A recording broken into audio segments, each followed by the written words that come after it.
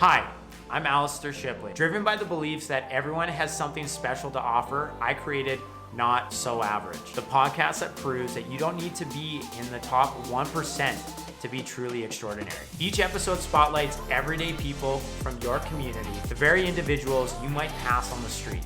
These relatable stories reveal that whether you're a jack of all trades or a niche specialist, we all have unique experiences and valuable lessons to share. Imagine if we all took a moment to realize we're all not so average. Let's get after it.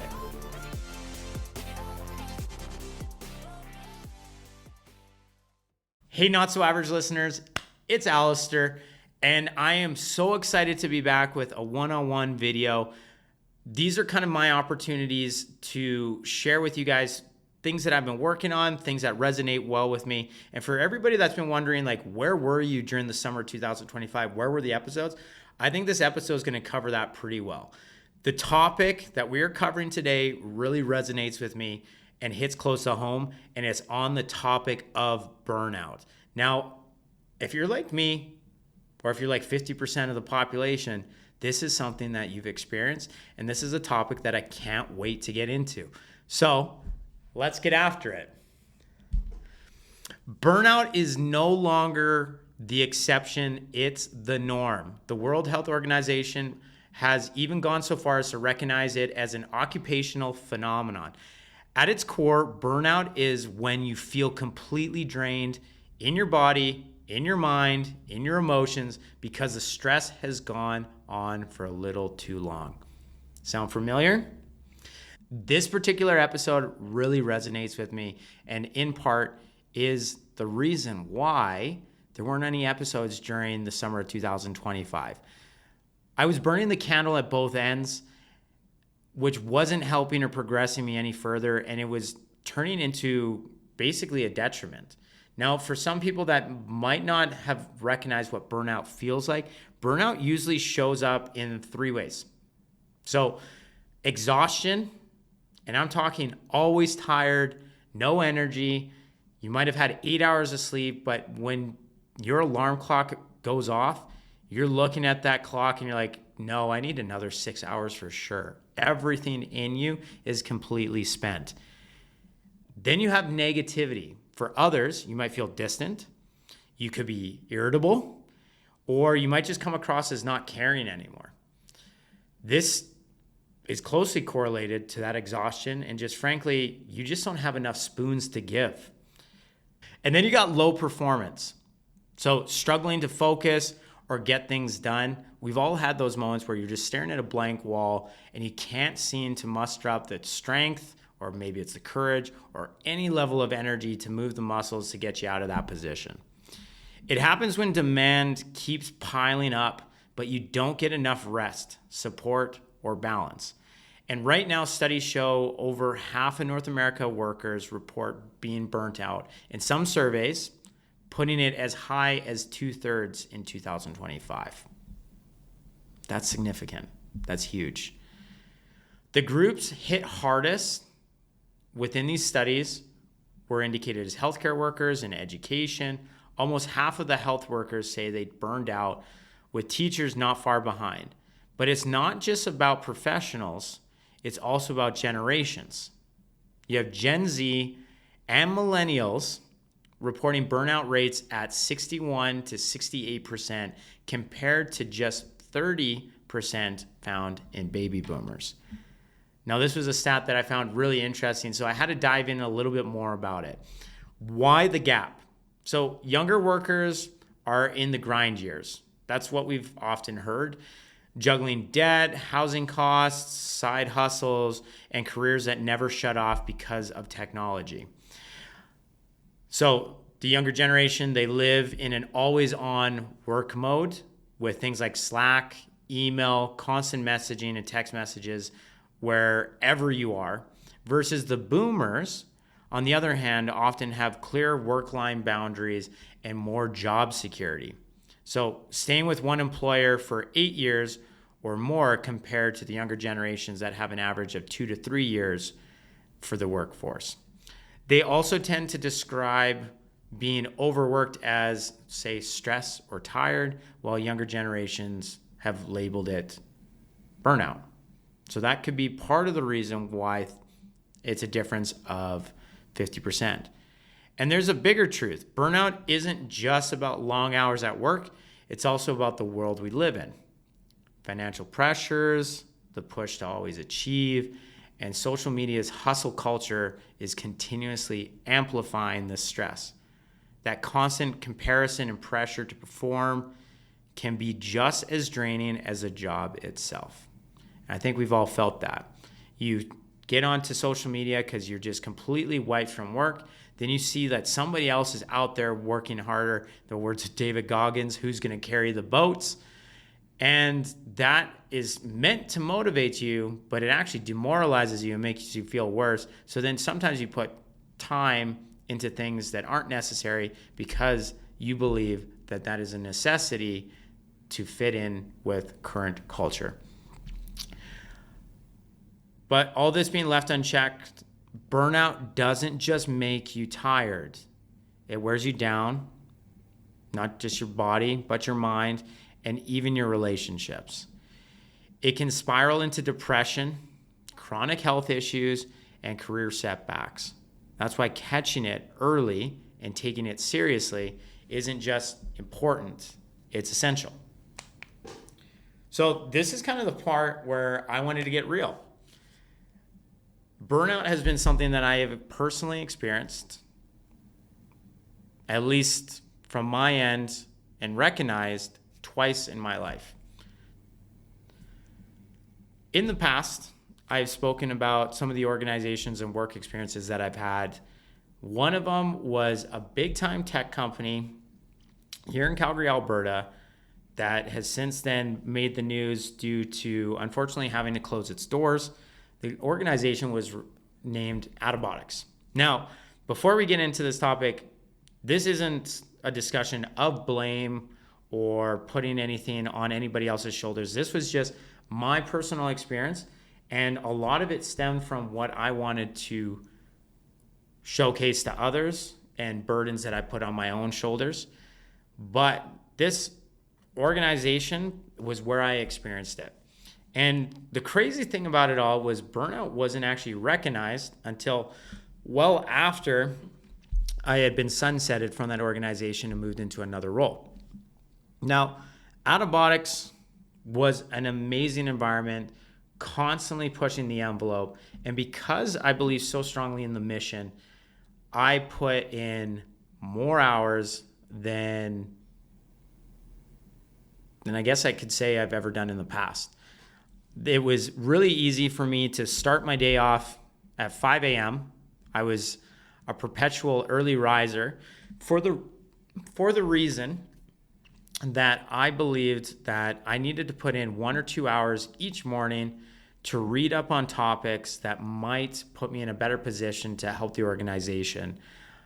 So what my role was at that point in time was, I guess, a pseudo chief of staff. So I've worked very closely with the CEO. I traveled around the globe with him. I was in every single meeting. So I was referred to as his golf caddy. And I was quite flattered by that. But what that meant was that I was good enough to play the game, but my sole role was to help educate and improve the game of my CEO. So I took that upon myself to constantly level up, get more information. And this was the best part of that, was I was constantly learning. Now the issue with this was I would start at 5 a.m. Then I'd go into work. I'd put in a good solid 8 to 10 hour day. And then I'd go home, try and keep a social life, then wrap up the day with more studying in literature. But this is all intertangled with a constant work travel schedule. So being a part of this particular company's work structure, I was traveling nearly every single week. So in 2019, we had taken on about 160 flights over the course of the year. So this was the year before COVID. So open borders. And there was days that we would literally get 1 hour's notice and I'd hop on a plane. Now, in my late 20s, this was a super exciting period of time. There was a lot to be in awe of.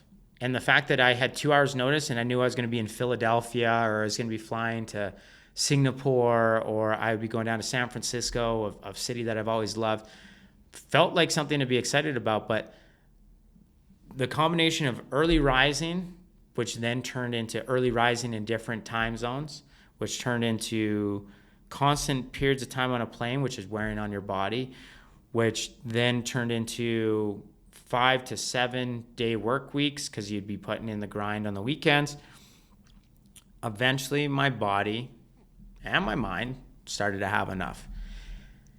Like I said, after Autobotics and I left and went separate ways, that was when I was able to basically remove myself from my day-to-day structure and start to recognize, I guess, some bad habits that were coming out of it. The burnout was leading to a miserable Alistair because I had no pause. I had no rest. I never realized the importance of downtime, and essentially this hustle culture that I bolstered myself was starting to eat away at me. What ended up happening was I could see in my relationships, I could see in my friendships, I could see just in my general mentality that I was spent. I was completely drained. And you might have heard about the analogy of pouring from an empty cup. That was me. I couldn't give any more to anybody else. I had no more spoons to give. And every day I felt spent. And it was because I never gave myself the time to relax and calm down. Now, you would think that I learned my lesson, but I didn't. I have a personal attachment to the hustle culture. I love it. I probably would be diagnosed as somebody that is addicted to the stress.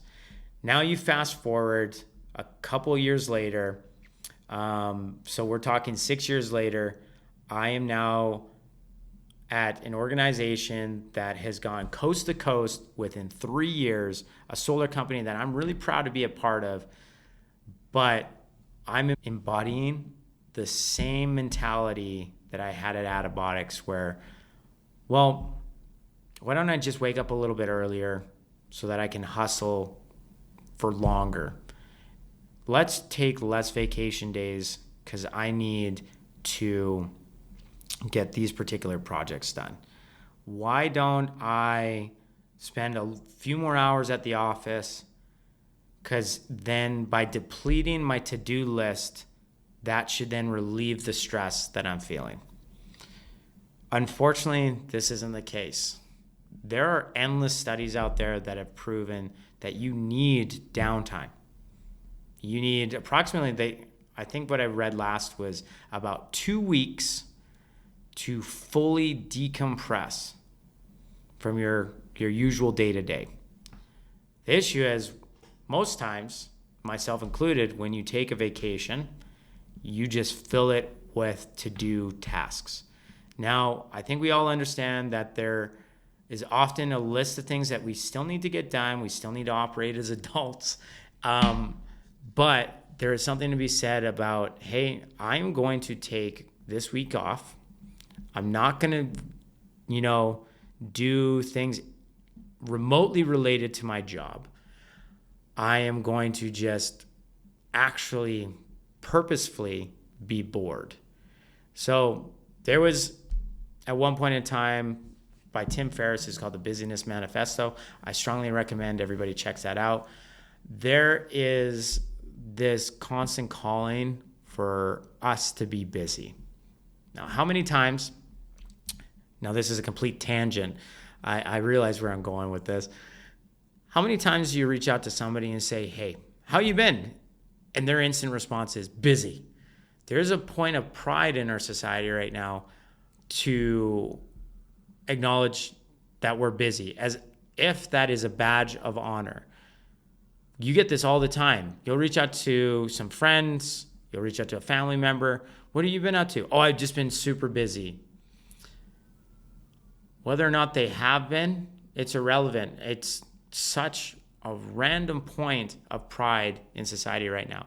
What I'd love to see is, I've been fantastic, and let me explain all the awesome things that I've been up to, versus I've been busy. What am I to do with that? And frankly, it's so sad to hear that that's the most frequent response we're getting from our friends and our family. Now, going back to why this podcast is so personal to me and why there hasn't been episodes in 2 months, was because I had reached a point where I had no more energy to give. Now, I have a responsibility at work, and my day-to-day impacts other people in the organization, and I've put this weight on my shoulders. Nobody else has, but I've come to recognize that if I do not deliver on my tasks, my to-dos, and I don't execute properly, that I impact several hundred other people within our organization. I wear that. That's something that I need to work on, because that's a burden that can be actually carried with more supportive team members by just commenting like, hey, I need a hand. But probably closer to June, I was really kind of at my capacity, and I voiced this to my team, and I was very lucky that they did step up and they offered me support.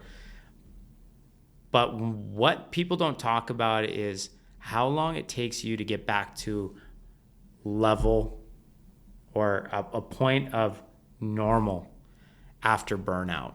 It's almost like with burnout, you are depleted negative energy, negative 50% Alistair.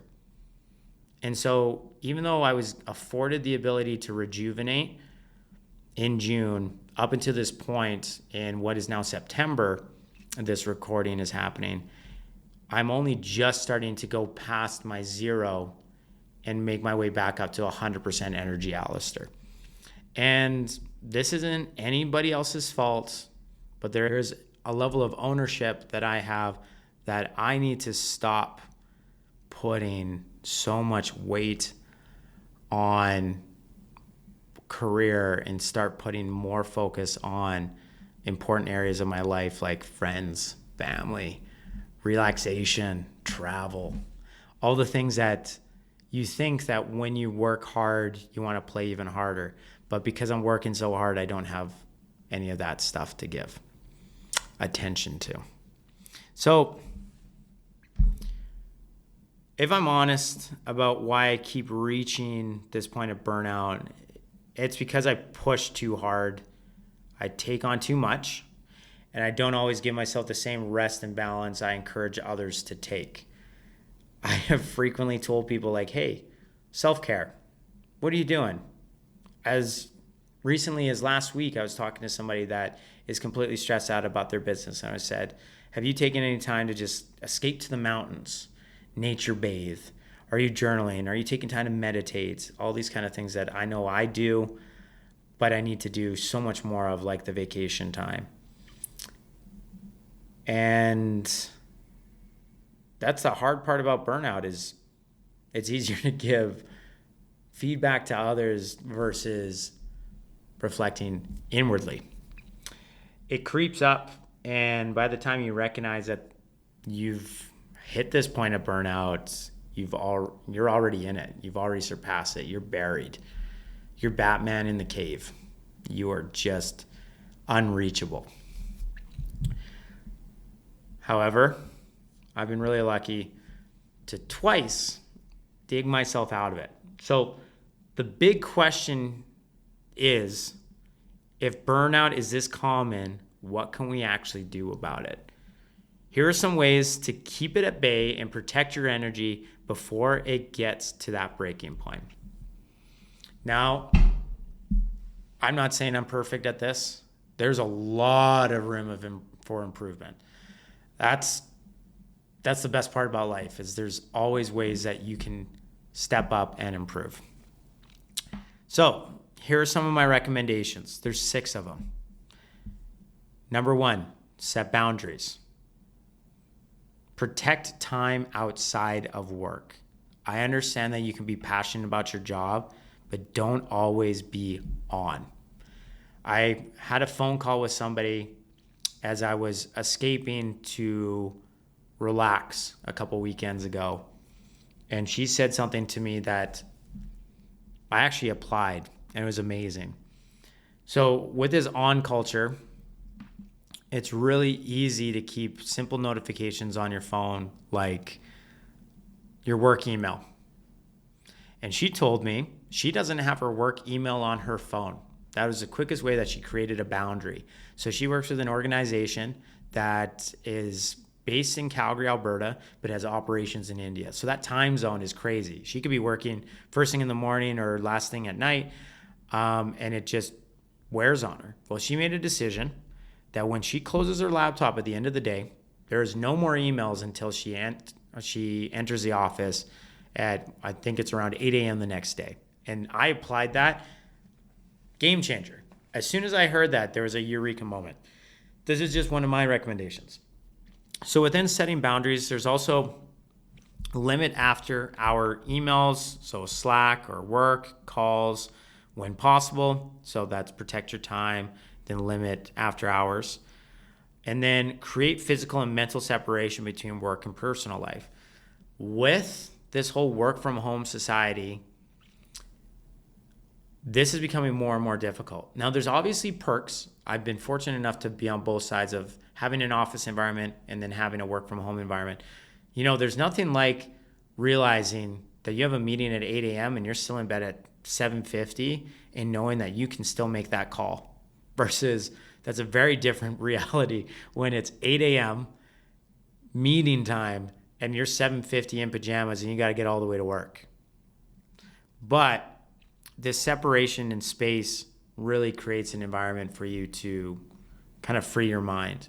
There was something that always stuck with me when I was younger. My parents said when it came to studying, so I was in elementary school all the way through high school. When it came to studying, you don't study on your bed because your bed is a place for you to sleep.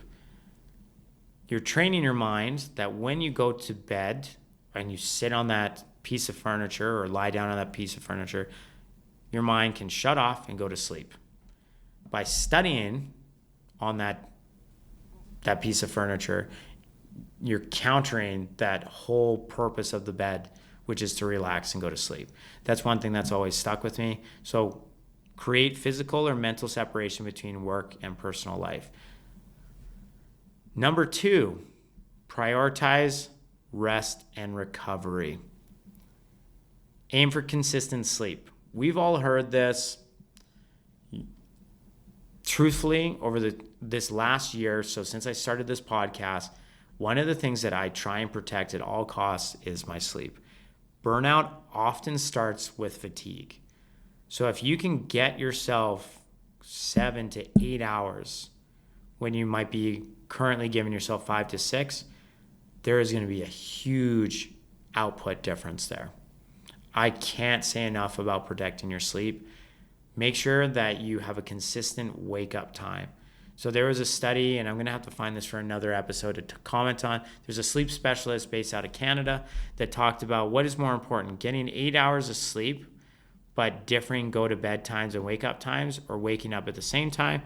And he said, if you have to impact your sleep in any way, because say life happens, wake up at the same time every time. Sure, 8 hours is fantastic, but if you're on a completely different rhythm, you do yourself more damage by going to bed at 4 a.m. and waking up at noon than if you just went, now within reason, you go to bed at say 1 a.m. and wake up at 6 a.m. because that's when you always wake up. So take that with a grain of salt. I should probably get the information to back it, but try and have a consistent wake up time. Try that out for a couple weeks. You'll see that there's a huge difference. And this is something that I've basically rolled out myself, because over this last year, going to bed isn't something that I can always control, even though I have an alarm on my phone that says 9:30, get your ass to bed. I have found that if I have to wake up, it's better to do the same time versus trying to get another 3 hours or 2 hours of sleep to hit my 8-hour window. Build in breaks during the day. So something that I've done personally is found moments during the day where I escape the fluorescent lights and go and stretch out on the grass that I have in front of my office, or just go for a quick loop around the office. People have this weird fascination that they need to just sit there and grind out their working day. By compartmentalizing and separating and getting a break for 5 minutes outside, you are actually going to add efficiencies and effectiveness to your day versus just sitting there staring at a screen like a fucking zombie, just trying to kill the clock. Go take that 5-minute walk. Go take that 15-minute walk. Whatever it takes, you'll realize when you come back, if you just put your phone down, away, out of sight, out of mind, you're going to be so much more productive than if you just stared at that screen. Use vacations or downtime fully. I'm going to say that again. Use vacations or downtime fully. It's not just to catch up on tasks. I've already alluded to this. We often take vacation time to catch up on things. How often do we, get that yard project done or something like that, and then we go back to work and we're just absolutely spent? Now, I get sometimes you got to do that. You got to help out where you can. But, taking time off to just do more work, to clear that to-do list, that reality check is going to keep growing, serves nobody. Okay? And we got number 3. Focus on health basics. So move your body regularly. Knock on wood, likely one of the reasons why I am a high-functioning burnout-holic is because I exercise very regularly.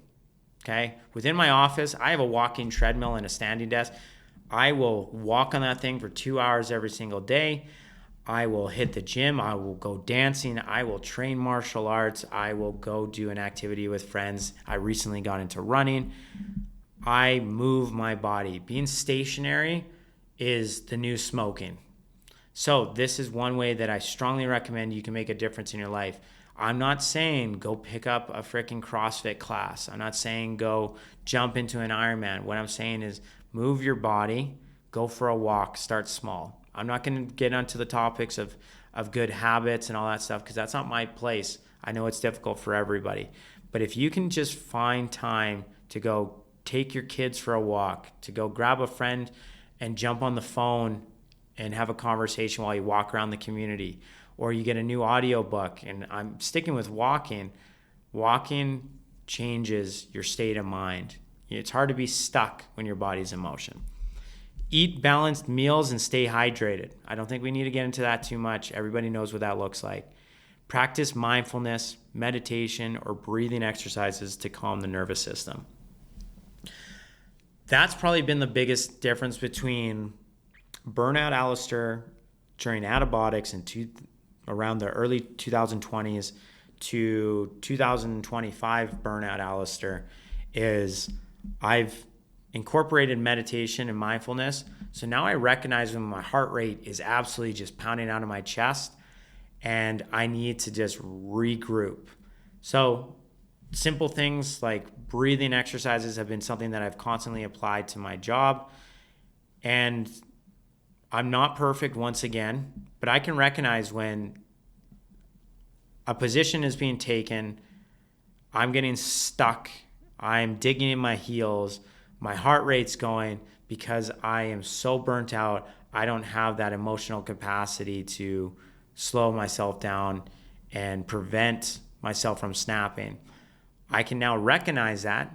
I use that mindfulness. Take 5 big breaths.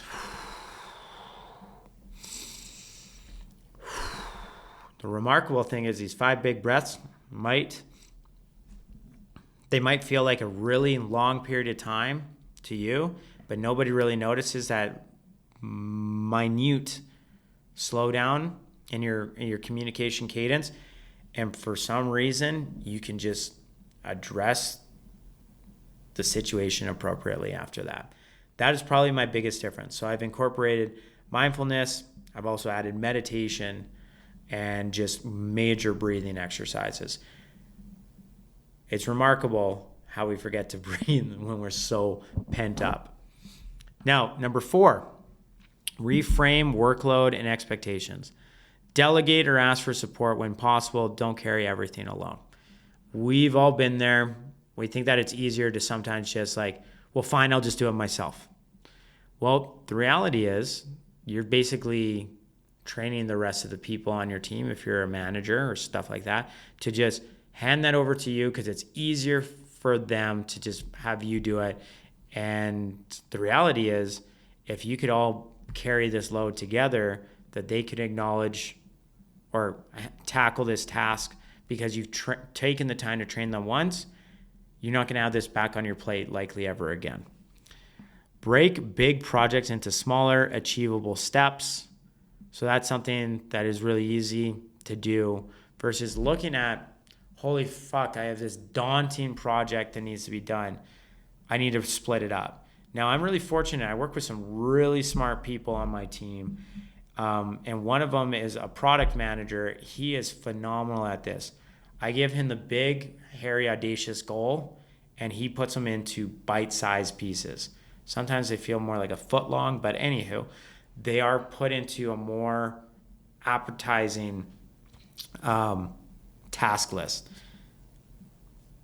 It's way easier to approach your elephant by taking it one piece at a time versus just looking at it and just realizing that this is going to take you forever. Having the little minute wins because you split them up makes tackling any big project a lot simpler. Be realistic. Not everything has to be done perfectly or immediately. That one hits home because I am so quick to feeling that it needs to be done now. Everything is an immediate emergency. There was this funny meme that was on Instagram. Obviously, my feed is feeding me exactly what I feel or what it feels I need in the moment. And it was, your poor planning does not constitute an emergency on my side. And that's something that I've obviously can't always voice, but I need to recognize, hey, this is less about me. This has to do with somebody else. Now, as respectfully as possible, indicating, hey, I will get to this, but I need to prioritize some other things right now. In my line of work, I have to say kind of when I hope to get to it, but recognizing that somebody else might be frantically scrambling, but that does not mean that I have to, in turn, be frantically scrambling. Number 5, stay connected. Share honestly with peers, mentors, or leaders. Don't isolate. It's really easy to just kind of shell up.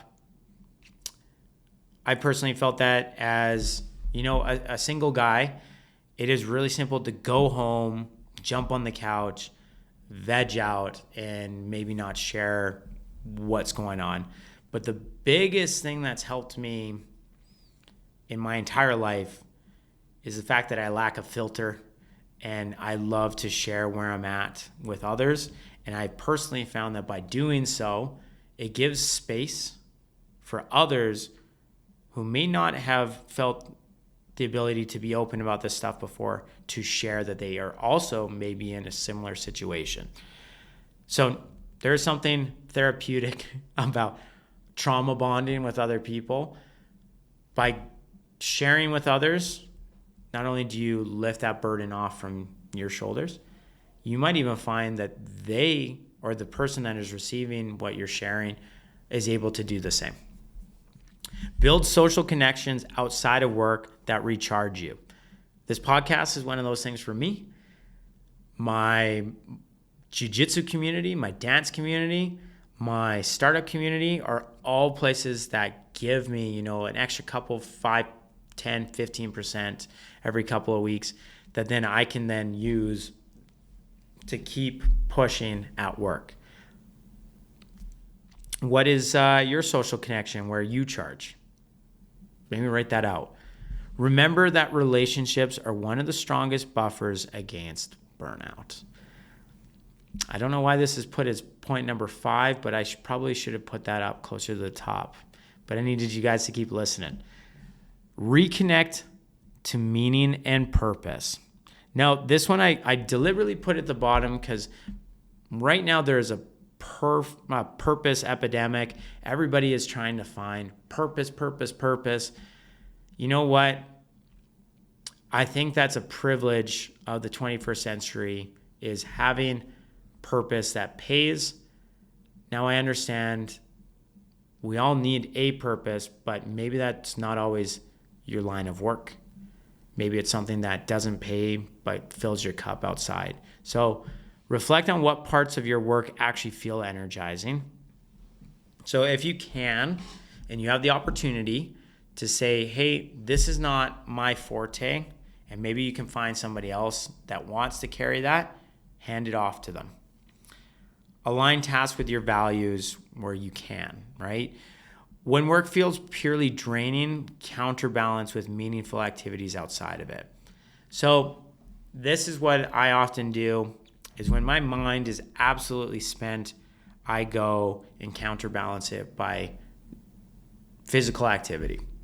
I love that stuff. I love finding fulfillment in learning a new sport or in learning a new dance, all those sort of things.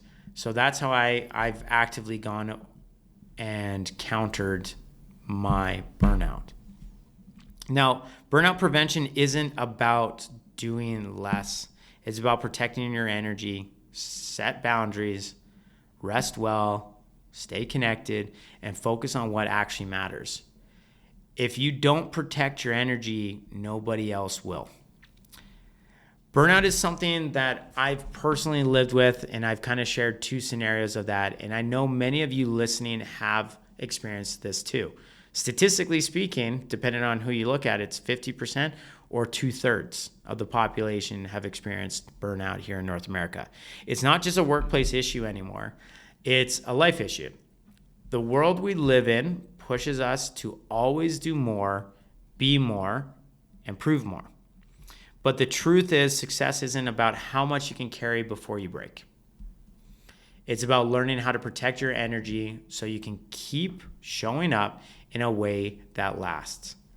Life is a marathon. We've all heard this probably endlessly in our life. If you take anything away from this, let it be this. Burnout prevention isn't about slowing down your ambition. It's about giving yourself the margin to sustain it. Some of my past guests have said the same in their own ways. Haley Daniels talks about protecting mental health as much as physical training.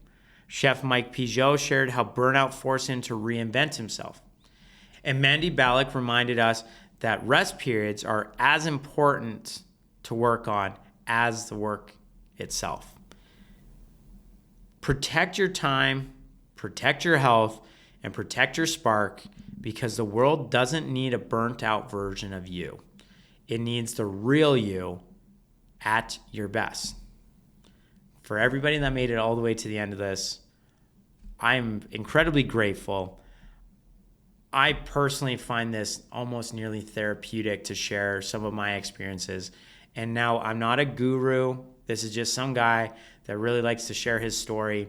And one of the topics that has been near and dear to my heart for several years now has been burnout. I've had endless discussions with friends about it.